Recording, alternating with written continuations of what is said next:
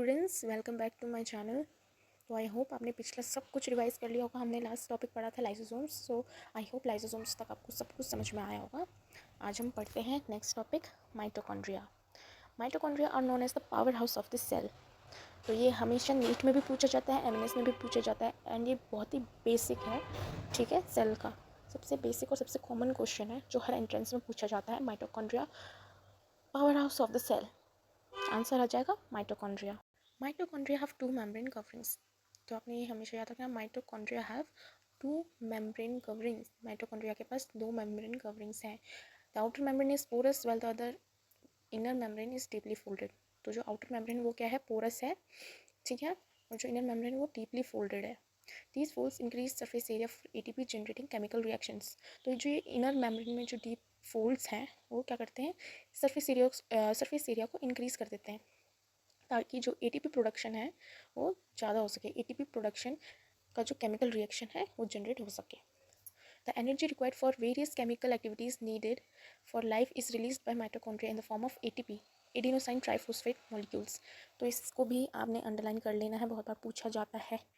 Full form of ATP, ठीक है, full form of ATP क्या है, एडिनोसाइन ट्राइफॉस्फेट। तो जो एनर्जी हमको रिक्वायर होती है किसी भी केमिकल एक्टिविटी को पूरा करने के लिए, तो वो कहाँ से आती है, कहाँ से प्रोवाइड होती है, माइटोकॉन्ड्रिया से। क्योंकि माइटोकॉन्ड्रिया क्या फॉर्म करता है, क्या जनरेट करता है, एटीपी। एटीपी क्या है, एनर्जी, ओके। और एटीपी का फुल फॉर्म है adenosine triphosphate. ATP is known as the energy currency of the cell. तो ये क्वेश्चन बहुत बार पूछा जाता है, energy currency of the cell. तो इसका आंसर है एटीपी, ठीक है। The body uses energy stored in ATP for making new chemical compounds and for mechanical work. तो जो बॉडी है वो स्टोर्ड एनर्जी यानी कि एटीपी को यूज़ करती है किस चीज़ के लिए, न्यू केमिकल कंपाउंड्स के कंपाउंड को फॉर्म करने के लिए, जो कि मैकेनिकल वर्क में यूज़ होता है। Mitochondria are strange organelles in the sense that they have their own DNA and ribosome.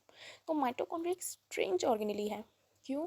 वो इस सेंस में क्योंकि उनके पास खुद का डीएनए प्रेजेंट होता है, खुद के राइबोसोम्स प्रेजेंट होते हैं। तो ये भी बहुत इंपॉर्टेंट हो जाता है, mitochondria have their own DNA and ribosome. तो माइटोकॉन्ड्रिया बाकी सेल ऑर्गेनेलीज से अपने आप कैसे डिफ्रेंशिएट करता है, इसके पास टू मेम्ब्रेन्स होती हैं, ठीक है। आउटर क्या होती है, पोरस होती है, इनर क्या होती है, फोल्डेड होती है। हमने पिछले lysosomes, Golgi apparatus, endoplasmic reticulum में क्या पढ़ा था, वो लोग वो क्या थे, लार्ज ट्यूब्यूल्स के फॉर्मेशन में थे, सैक्स प्रेजेंट थे उनमें, ठीक है। कुछ फ्लैटेंड सैक्स थे जो कि गोल्जी एपरेटस जो कि अप्रॉक्सीमेटली पैरेलली अरेंज्ड थी, ठीक है। एंडोप्लाज्मिक रेटिकुलम क्या था, वो भी सेक्स में प्रेजेंट था, ओके। तो वो ट्यूब्यूल्स और एंडोप्लाज्मिक रेटिकुलम कैसे दिखता था, ऑब्लॉन्ग, राउंड, ओके। बट इसमें क्या है, इसके पास दो मेम्ब्रेन है, आउटर पोरस है, इनर डीपली फोल्डेड है। एटीपी प्रोडक्शन करता है, energy currency of the cell, power house of the cell क्या जनरेट करता है, energy currency of the cell. Mitochondria क्या जनरेट करता है, एटीपी, एनर्जी, ठीक है। और इसके पास अपना खुद का डीएनए और खुद का राइबोसोम प्रेजेंट होता है। Therefore mitochondria are able to make some of their own proteins. तो माइटोकॉन्ड्रिया किस चीज़ के कैपेबल है, अपने खुद के प्रोटीन्स को बनाने का कैपेबल है माइटोकॉन्ड्रिया, ओके। अब हम आ जाते हैं नेक्स्ट टॉपिक, प्लास्टिड्स में। Plastids are present only in plant cells. Plastids किस में प्रेजेंट होते हैं, only and only in plant cells. ये बाकी एनिमल सेल्स में प्रेजेंट नहीं होते हैं। और प्लांट सेल क्या होता है, एक यूकैरियोटिक सेल होता है, ठीक है। There are two types of plastids, chromoplast, coloured plastid and leucoplast, white और कलरलेस प्लास्टिड।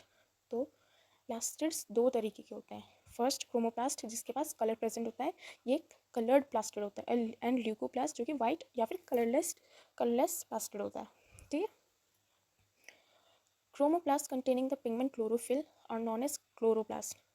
तो क्रोमोप्लास्ट के पास एक पिगमेंट प्रेजेंट होता है जिसको क्या बोलते हैं, क्लोरोफिल। तो जिस क्रोमोप्लास्ट के पास क्लोरोफिल पिगमेंट प्रेजेंट होगा उसको क्या बोलेंगे, क्लोरोप्लास्ट, ओके।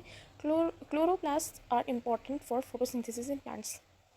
तो प्लांट्स में फोटोसिंथेसिस करने के लिए क्या चाहिए, सबसे मेन इंपॉर्टेंट चीज़ क्या है, क्लोरोप्लास्ट, ठीक है।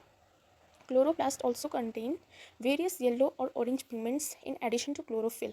तो क्लोरोप्लास्ट के पास अदर पिगमेंट्स भी प्रेजेंट होते हैं, जैसे कि येलो ऑरेंज पिगमेंट, ठीक है। Leucoplasts are primarily organelles in which materials such as starch, oils and protein granules are stored. तो ल्यूकोप्लास्ट क्या है, एक ऑर्गेनेली है जो कि क्या स्टोर करता है, oil, starch, protein and granules. Plastid में भी आप 2 ब्लॉक्स या 2 कॉलम्स बना लीजिएगा, क्रोमोप्लास्ट का और एक ल्यूकोप्लास्ट का, ठीक है। तो उसमें आप लिखते जाइएगा कि जिन क्रोमोप्लास्ट के पास क्लोरोफिल पिगमेंट प्रेजेंट होता है उनको क्लोरोप्लास्ट बोला जाता है। क्लोरोप्लास्ट किसके लिए हेल्पफुल होता है, फोटोसिंथेसिस के लिए। फोटोसिंथेसिस से ही तो प्लांट फूड प्रोडक्शन करता है ना अपना, ठीक है। तो फोटोसिंथेसिस के लिए क्या होना ज़रूरी है, क्लोरोफिल, ओके। एंड क्लोरोफिल के पास और भी पिगमेंट्स प्रेजेंट होते हैं, येलो एंड ऑरेंज। ल्यूकोप्लास्ट क्या होता है, सेल ऑर्गेनेली होता है, ठीक है। और इसका काम क्या होता है, स्टोरेज करना किसका, स्टार्च, ऑयल और प्रोटीन्स का, ओके। तो आपने इन सब चीज़ों को एक कॉलम बना के लिख देना है, ठीक है। क्रोमोप्लास्ट क्या है, कलर्ड पिगमेंट है, ठीक, कलर प्लास्टिड है। और ल्यूकोप्लास्ट क्या है, कलरलेस या फिर वाइट प्लास्टिड है, okay. The internal organization of the chloroplast consists of numerous membrane layers embedded in a material called the stroma. जो इंटरनल ऑर्गेनाइजेशन है, जो इंटरनल स्ट्रक्चर है क्लोरोप्लास्ट का, उसके पास बहुत सारे मेम्ब्रेन्स हैं, ठीक है, ठीक है। बहुत ही सारे मेम्ब्रेन लेयर्स हैं जो कि किस में गड़े हुए हैं, एक मटेरियल में, जिसको क्या बोलते हैं, stroma. These are similar to mitochondria in external structure. तो ये जो स्ट्रोमा है, इसका जो स्ट्रक्चर है वो सिमिलर है किसके, माइटोकॉन्ड्रिया के एक्सटर्नल स्ट्रक्चर, ठीक। Like the mitochondria, plastids also have their own DNA and ribosome. तो जो प्लास्टिड है उसके पास सेम टू सेम माइटोकॉन्ड्रिया की तरह क्या है, अपना खुद का डीएनए एंड अपना खुद का राइबोसोम। और ये चीज़ आपने ध्यान रखनी है, प्लास्टिड एनिमल सेल्स में नहीं होता है, प्लास्टिड ओनली प्रेजेंट होता है किस में, प्लांट सेल में, ठीक है। तो अब हम आ जाते हैं नेक्स्ट टॉपिक, वैक्यूल्स में। Vacuoles are storage sacs for solid और लिक्विड कंटेंट्स। तो वैक्यूल्स क्या है, एक स्टोरेज सैक है किसके लिए, सॉलिड और लिक्विड कंटेंट्स के लिए। Vacuoles are small sized in animal cells while plant cells have very large vacuole. तो एनिमल सेल में बहुत ही छोटे सेल, बहुत ही छोटा होता है वैक्यूल, ठीक है, बहुत ही छोटे छोटे वैक्यूल्स प्रेजेंट होते हैं। और प्लांट सेल में बहुत ही लार्ज, बहुत ही बड़े वैक्यूल्स प्रेजेंट होते हैं। The central vacuole of some plant cells में occupy 50 to 90% of the cell volume.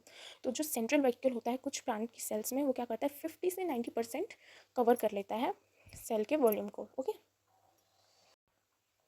In plant cells vacuoles are full of cell sap and provide turgidity and rigidity to the cell. तो ये भी आपने note कर लेना है, ये भी बहुत इंपॉर्टेंट है, नीट में पूछा जाता है बहुत बार। तो प्लांट सेल को टर्जिडिटी और रिजिडिटी कौन प्रोवाइड करता है, answer is vacuole, okay. Many substances of importance in the life of the plant cell are stored in vacuoles. तो जितनी भी इंपॉर्टेंट चीज़ें हैं वो किसमें स्टोर होता है, वैक्यूल में स्टोर होता है, ठीक है, प्लांट सेल में। प्लांट सेल में जो भी इंपॉर्टेंट सब्सटेंसेज होते हैं वो कहाँ स्टोर होते हैं, वैक्यूल्स में। These include amino acids, sugars, various organic acids and some proteins. तो क्या क्या स्टोर करता है प्लांट सेल में, amino acids, sugars, organic acid और कुछ protein. In single-celled organisms like amoeba, the food vacuole contains the food items that the amoeba has consumed. तो amoeba आपको पता है यूनिसेलुलर ऑर्गेनिज्म होता है, सिंगल सेल ऑर्गेनिज्म होता है। तो इसका जो वैक्यूल होता है वो क्या कंटेन करता है, फूड आइटम्स जो कि अमीबा कंज्यूम करता है। आपको पता होगा अमीबा फूड को कैप्चर करने के लिए कैसे अपने सूडोपोडिया की हेल्प से फूड को कैप्चर करता है, ठीक है। तो वो जो फूड आइटम होता है वो कहाँ स्टोर होता है, वैक्यूल में, फूड वैक्यूल में। In some unicellular organisms, specialized vacuoles also play important roles in expelling excess water and some waste from the cell. तो कुछ यूनिसेलुलर ऑर्गेनिजम्स उनके पास स्पेशल वैक्यूल्स होते हैं जो किस में हेल्प करते हैं, expelling of excess water, extra water को बाहर निकालने में और कुछ वेस्ट को बाहर निकालने में हेल्प करते हैं, ठीक है। Each cell thus acquires its structure and ability to function because of the organization of its membrane and organelles in specific ways. तो हर सेल को क्या चाहिए, अपना खुद का स्ट्रक्चर चाहिए ताकि वो क्या कर सके, अपने फंक्शन को कर सके, ठीक है। The cell thus has a basic structural organisation. तो सेल के पास एक बेसिक स्ट्रक्चर है, ठीक है, बेसिक स्ट्रक्चर है। This helps the cells to perform functions like respiration, obtaining nutrition and clearing of waste material or forming new proteins. तो sales को क्या हेल्प करता है, तो ये सब चीज़ें क्या हेल्प करती हैं सेल के कौन से फंक्शन को परफॉर्म करने में हेल्प करती हैं। तो ये फंक्शंस क्या क्या हैं, रेस्पिरेशन, न्यूट्रिशन, वेस्ट का क्लियर करना, वेस्ट मटेरियल को क्लियर करना और न्यू प्रोटीन्स के फॉर्मेशन में। This is cell is the fundamental and structural unit of living organisms. It is also the basic functional unit of life. ये तो बहुत ही बेसिक चीज़ है जो नीट में हमेशा दे दिया जाता है.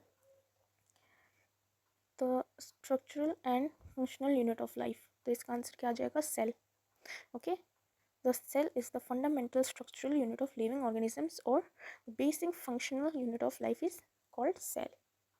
अब हम आ जाते हैं next topic and the last topic of this chapter is cell division.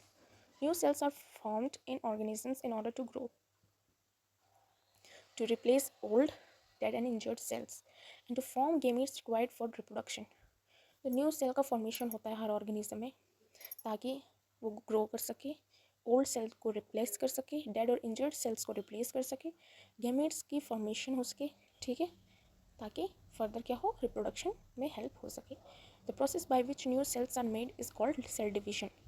तो जिस प्रोसेस से न्यू सेल्स का फॉर्मेशन होता है उस प्रोसेस को हम क्या बोलते हैं? Cell division. These are two main types of cell division. There are two main types of cell division. तो यहाँ पे मेनली दो तरीके के सेल डिवीजन है, ठीक है, माइटोसिस एंड मियोसिस. तो प्लीज़ इसको ध्यान से सुनना और ध्यान से नोट कर लेना क्योंकि ये बहुत ही इंपॉर्टेंट है. बहुत बच्चे कंफ्यूज हो जाते हैं माइटोसिस एंड मियोसिस में. The process of cell division by which most of the cell divide for growth is called mitosis. तो ऐसा प्रोसेस, सेल डिवीजन का वो प्रोसेस जिसमें बहुत से सेल्स डिवाइड करते हैं फॉर देयर ग्रोथ, ठीक है, उसको माइटोसिस बोलते हैं. In this process each cell called mother cell divides to form two identical daughter cells. तो आप यहाँ पे देख सकते हैं इसमें बोल रहा है कि हर एक सेल जो कि डिवाइड होता है फॉर इट्स ग्रोथ, उस प्रोसेस को माइटोसिस बोला जाता है. और वो जो हर एक सेल जो कि डिवाइड हो रही है फॉर द ग्रोथ, वो उसको क्या बोला जाता है? Mother cell. ठीक है, क्या बोला जाता है? Mother cell. तो ये मदर सेल है और ये क्या फॉर्म कर रहा है? Two identical daughter cells. Two identical daughter cell, ठीक है. तो माइटोसिस क्या है?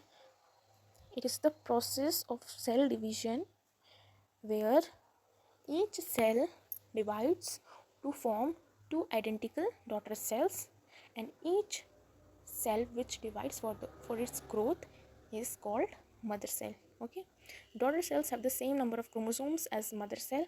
It helps in the growth and repair of tissues in organisms. तो ये भी आपने ध्यान रखना है, दोनों डॉटर सेल्स के पास equal number of chromosomes present होंगे. ओके, और ये ग्रोथ किस चीज़ में हेल्प करती है? मतलब किस चीज़ की ग्रोथ में हेल्प करता है ये division? Mitosis helps in growth and repair of tissues. ठीक है, टिश्यूज़ की रिपेयरिंग के लिए ये हेल्प करता है. तो आप इसमें भी कॉलम बना सकते हैं सेल डिवीजन में, माइटोसिस एंड मियोसिस. माइटोसिस हमने पढ़ लिया है. माइटोसिस क्या है? सेल डिवीजन का वो प्रोसीजर जिसमें सेल डिवाइड करता है for its growth and produce two identical daughter sales which contains equal number of chromosomes. ठीक है, and each cell which is getting divided for growth of repairing tissues. Okay, for the growth of repairing tissues is called mother cell. Specific cells of reproductive organs or tissues in animal and plants divide to form gametes. तो कुछ specific sales होते हैं reproductive organ के या फिर tissue के animal और plant में जो कि डिवाइड करते हैं ताकि वो क्या बना सके? गैमेट का फॉर्मेशन कर सके. Which after fertilisation give rise to offspring. तो जो गैमेट्स फॉर्मेशन हो जाता है, जो गैमेट बनते हैं वो क्या करते हैं? फर्दर आगे जाके फर्टिलाइज होते हैं और क्या बनाते हैं? New offspring. ठीक है, they divide by a different process called meiosis which involves two consecutive divisions. तो ये जो प्रोसेस होती है, इस प्रोसेस में क्या होता है? जो सेल होते हैं वो डिफरेंटली डिवाइड होते हैं और इस प्रोसेस को क्या बोलते हैं? मियोसिस बोलते हैं, जो कि क्या इन्वॉल्व करता है? दो डिवीजन. मियोसिस में दो डिवीजन होते हैं. Okay, when a cell divides by meiosis it produces 4 new cells instead of just 2. तो माइटोसिस में और मियोसिस में एक डिफरेंस आ जाता है. माइटोसिस ग्रोथ की वजह से डिवाइड करता है, ठीक है, उसमें सेल डिवीजन किस लिए होता है? ताकि ग्रोथ हो सके किसकी, रिपेयरिंग सेल्स की, ठीक है। और माइटोसिस में 2 आइडेंटिकल डॉटर्स फॉर्म होते हैं, हालांकि जबकि मियोसिस में क्या होता है, 2 बार सेल डिवीजन होता है। माइटोसिस में 1 बार सेल डिवीजन होता है, 2 आइडेंटिकल डॉटर सेल्स फॉर्म होते हैं। मियोसिस में क्या है, इसमें क्या होता है कि 2 बार सेल डिवीजन होता है और इसमें 2 की बजाय 4 न्यू सेल्स का फॉर्मेशन होता है, ओके। और जो सेल डिवाइड करता है माइटोसिस में, उसको मदर सेल बोला जाता है। और जो सेल डिवाइड होता है मियोसिस में, वो किसके लिए होता है, ताकि गैमेट का फॉर्मेशन हो सके और फर्दर क्या हो सके, ऑफस्प्रिंग बन सके, ठीक है। The new cells only have half the number of chromosomes than that of the mother cell. तो जैसे कि हमको पता है माइटोसिस में 2 आइडेंटिकल डॉटर सेल्स थे, उन दोनों के पास equal number of chromosomes present थे। लेकिन मियोसिस में क्या होता है, जो मदर सेल डिवाइड करेगी वो क्या जनरेट करेगी, 2 डॉटर सेल्स तो जनरेट नहीं करेगी। मियोसिस क्या करती है, 2 बार सेल डिवीजन करता है, तो इसमें 4 सेल्स बनते हैं, 4 न्यू सेल्स बनते हैं। तो इसमें क्या होते हैं, हाफ क्रोमोसोम्स प्रेजेंट होते हैं, half the number of chromosomes, ठीक है। मदर से जो मदर सेल है उससे हाफ क्रोमोसोम प्रेजेंट होते हैं हर सेल में, ओके। तो ये हमारा चैप्टर हो गया है कंप्लीट। आई होप स्टूडेंट्स आपको ये पूरा चैप्टर अच्छे से समझ आया होगा। अगर आपको इसकी नोट्स चाहिए तो आप मुझे कमेंट में लिख सकते हैं नोट्स करके, ओके। थैंक यू स्टूडेंट्स, अब हम मिलते हैं नेक्स्ट चैप्टर में। तब तक के लिए आप इस पूरे चैप्टर को रिवाइज कर लीजिएगा, ओके। Thank you students.